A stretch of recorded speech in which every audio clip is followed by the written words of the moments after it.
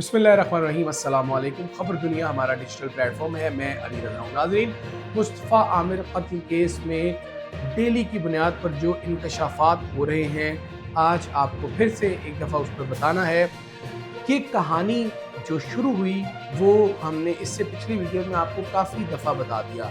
अब की latest update ये है कि पुलिस ने जो मुल्ज़िम अरमगान है, इनके वालिद कामरान कुरैशी पर भी मुकदमा जो है वो दर्ज करने की दरख्वास्त दर्ज कर दी है और इनकी वालिद और वालिदा को भी तफ्तीश में शामिल करने का फैसला किया। और इसके साथ साथ जो ख़त लिखा है उसमें मुल्ज़िम के जो दोस्त हैं, मुल्ज़िम की जो वालिदा हैं, उनको भी शामिल तफ्तीश किया है। जितने दोस्त हैं मुस्तफ़ा आमिर के, अब वो भी जो हैं वो अपने अपने बयान रिकॉर्ड करवाएंगे, जो भी उनसे पूछा जाएगा।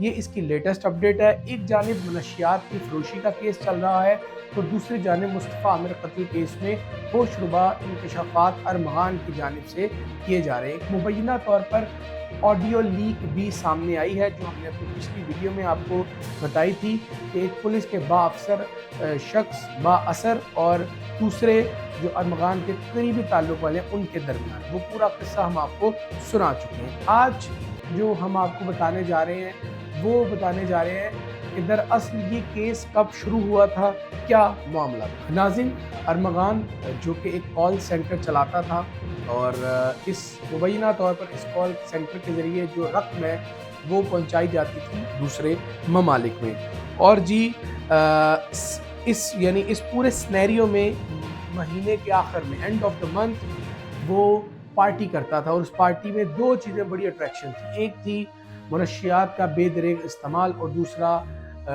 कॉल सेंटर में जो लड़कियां थी उनको भी बुलाया जाता था और वो भी पार्टी को चार चांद लगाया करती थी। अच्छा, जो मुस्तफ़ा आमिर को जिस घर में बुलाया गया था वो अरमगान का घर ख़ियाबान मोमिन डिफेंस कराची में मौजूद है।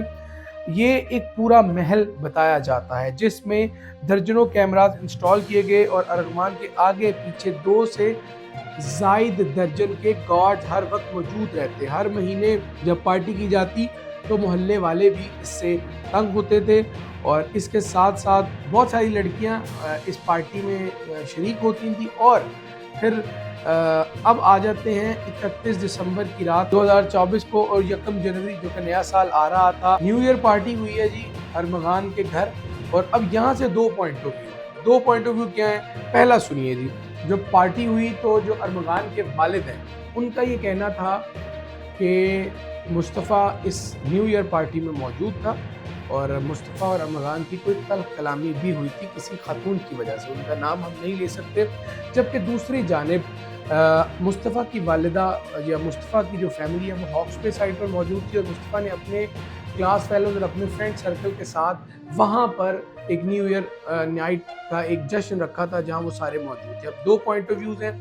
अब मामला ये है कि अगर तो लड़ाई हुई थी तो फिर वाकई अरमगान प्रोवोक हुआ मुस्तफ़ा को कत्ल करने पर, एक मामला। दूसरा मामला कि अगर लड़ाई नहीं हुई थी तो फिर मुस्तफ़ा क्या करने गया इसके घर, अरमगान के घर।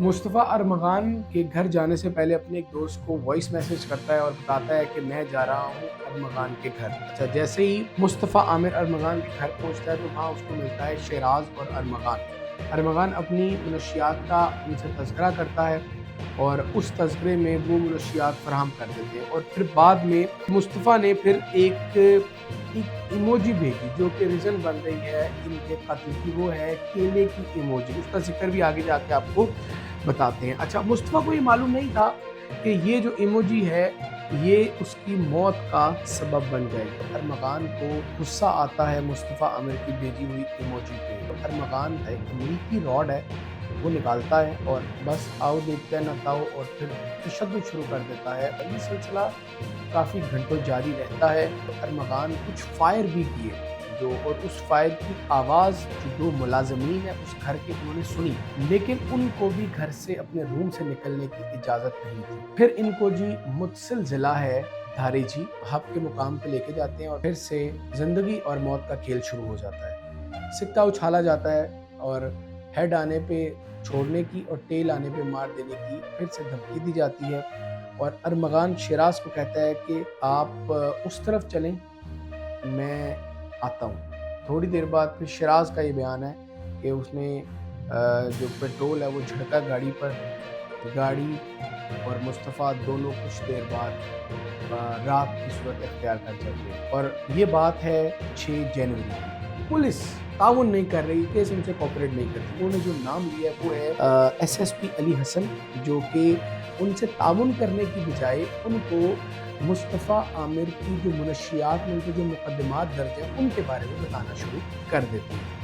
اب جب ان کے بارے میں بتانا شروع کرتے ہیں تو معاملہ وہ ان کو یہ فیل ہو جاتا ہے کہ اب مجھے کچھ کرنا ہے۔ انہوں نے پھر جی کیمپین چلانا شروع کر دی ان کی والدہ نے کہ جسٹس فار مصطفیٰ عامر، اور انہوں نے ایف آئی آر کروا دی کہ مسنگ پرسن کی، یعنی کہ وبا کی۔ پھر جب ان کو رینسم کال آتی ہے امریکہ کے نمبر سے، جو کہ معمول نہیں ہے ان کے پاس ہونا، پھر یہ کیس چلا جاتا ہے اے وی سی سی، اینٹی وائلنٹ کرائم سیل، اور اس کو دیکھتے ہیں انیل حیدر۔ کیا زبردست کام کیا انیل حیدر صاحب نے، ایس ایس پی ہیں اور بڑا شاندار تحقیقات کر رہے ہیں۔ مقدس صاحب ڈی آئی جی ہیں، اور ان کی والدہ نے ابھی جو کل بیان دیا اس کے مطابق وہ بڑی مطمئن ہے پولیس کی اس کارروائی سے اور تحقیقات سے۔ اچھا ناظرین، اے وی سی سی کی جو ٹیم ہے، جب وہ مصطفیٰ عامر کی نشاندہی پر ارمغان کے گھر جب وہ ریڈ کرتے ہیں تو 4 گھنٹوں کی مسلسل گولہ باری کے بعد، مسلسل فائرنگ کے تبادلے کے بعد مصطفیٰ کے ملزم، قاتل ہے، ملزم ہے ارمغان، اس کو جب گرفتار کیا جاتا ہے تو اس گرفتاری میں کچھ ایک ڈی ایس پی صاحب ہیں وہ زخمی ہوتے ہیں، ان کے 2 محافظ ہیں وہ زخمی ہوتے ہیں، اور ان کو جب کورٹ میں جب لے کے جایا جاتا ہے اور تقریباً کورٹ میں پیش کرنا ہوتا ہے تو کورٹ پولیس پر فائرنگ کرنے کے باوجود ان کو جوڈیشل ریمانڈ پر نہیں بھیجتی، کہ پولیس کو کہنے لگ جاتی الٹا کہ آپ لوگ تو لوگوں کے گھروں میں گھس جاتے ہیں، آپ لوگ تو کرتے ہی ایسے ہو، الٹا پولیس پر چڑھائی کر دیتی ہے اور ان کو جوڈیشل ریمانڈ نہیں دیا جاتا اور ان کو جیل بھجوا دیا جاتا ہے۔ جو کہ پھر 2-3 دن بعد جب یہ کیس دوسری عدالت میں جب اس اپلیکیشن کو پٹ کیا جاتا ہے تو وہ جو جج صاحب ہیں ان کی ان کا یہ جو بے بنیاد سا فیصلہ ہے اس کو جو اعلیٰ عدالت ہے وہ ریجیکٹ کرتی ہے، اور پھر ان کو جسمانی ریمانڈ ملتا ہے۔ ایک جانب ارمغان اب جسمانی ریمانڈ پہ ہیں، اور جو شریک ملزم ہے شیراز، وہ جی جو شیراز ہیں وہ اب زبان کھولنے والے ہیں۔ ان کی گرفتاری ہوتی ہے اور ان کا جب ان کو ریمانڈ پر لے کے جایا جاتا ہے تو وہ A to Z ساری کہانی سنا دیتے ہیں جو میں نے آپ کو سنائی ہے۔ اب مصطفیٰ کی والدہ جو ہے وہ بڑا بھرپور انداز میں کیس لڑ رہی ہے۔ ان کا کہنا ہے کہ میں کسی صورت مصطفیٰ اپنے بیٹے کے خون کا سودا نہیں کروں گی۔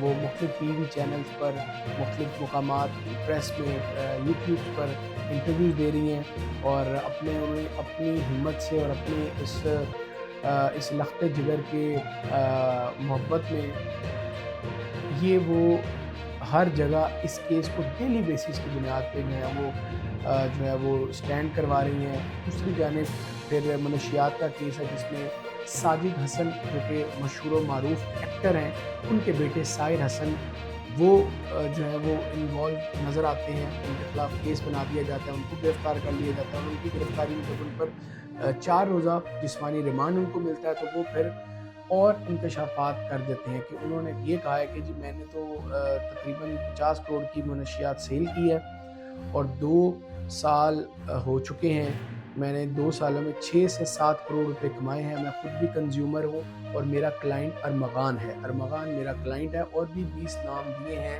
جن پر پولیس نے ہاتھ ڈالنا شروع کر دیا، اور یہ بڑے مضبوط اور اس پاکستان کے بڑے لوگ ہیں جو ان معاملات میں انڈلج ہیں۔ البتہ اپڈیٹ یہ ہے آج کی کہ ان کے والد کو، ارمغان کے والد اور والدہ کو شامل تفتیش کر لیا پولیس نے، اور ارمغان کے والد پر بھی مقدمہ درج ہو چکا ہے۔ تو یہ کیس کس رخ جاتا ہے، کیا ارمغان کو سزا ہوتی ہے یا نہیں، یہ تو آنے والا وقت ہی بتائے گا، لیکن ہم آپ کو لمحہ بلمحہ اس کیس کے متعلق اپڈیٹ کرتے ہیں۔